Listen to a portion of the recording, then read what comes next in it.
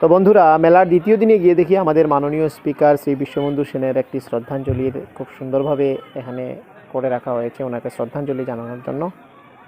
তো মেলার দ্বিতীয় পার্টে আবার এই দেখুন স্টল, ডিপার্টমেন্ট অফ ফিশারিজের স্টলটা খুব সুন্দরভাবে এখানে উপস্থাপন করা হয়েছে বিভিন্ন বিষয়ের উপর। কিভাবে আপনি মাছ চাষ করে অনেক টাকা উপার্জন করতে পারেন এবং কিভাবে আপনি স্বাবলম্বন হতে পারেন সেটা নিয়ে অনেক কিছু লেখালেখি আছে এখানে, এবং অনেকগুলো সাকসেস স্টোরির ফটো এখানে লাগানো আছে। এই দেখুন, এটার ভিতরে অনেকগুলো মাছও রয়েছে, খুব সুন্দর দেখতে, অনেক ভালো লাগছে।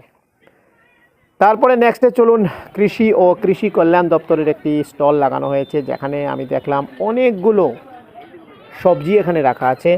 কৃষকেরা এখানে সারিবদ্ধভাবে খুব সুন্দরভাবে উপস্থাপন করেছেন এবং ওনাদের এখানে ডেমনস্ট্রেশনের জন্য সবজিগুলো রাখা হয়েছে।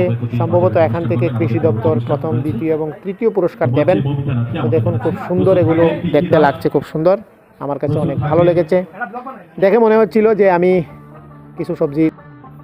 তারপরে দেখুন, প্যান্ডেল থেকে মানুষ যে স্টেজ এখানে বানানো হয়েছে, এই স্টেজের মধ্যে একটি মেয়ে খুব সুন্দর নৃত্য পরিবেশন করছে। সেখানে খুব সুন্দর একটি গানের মাধ্যমে অনেক লোকজন দেখছে, আমারও দেখে অনেক ভালো লাগলো।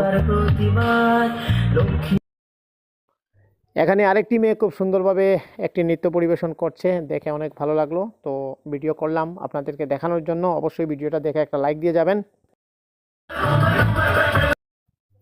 তারপরে দেখুন, একটি ছোট্ট মেয়ে কলসি মাথায় রেখে কিভাবে খুব সুন্দর আরেকটি ডান্স করছে। মেলার দ্বিতীয় দিনে কিন্তু অনেক লোকজন হয়েছে। আজকে এই মেলার অন্তিম দিন, আজকে মেলা শেষ হয়ে যাবে। অবশ্যই আপনারাও দেখার জন্য চলে আসবেন।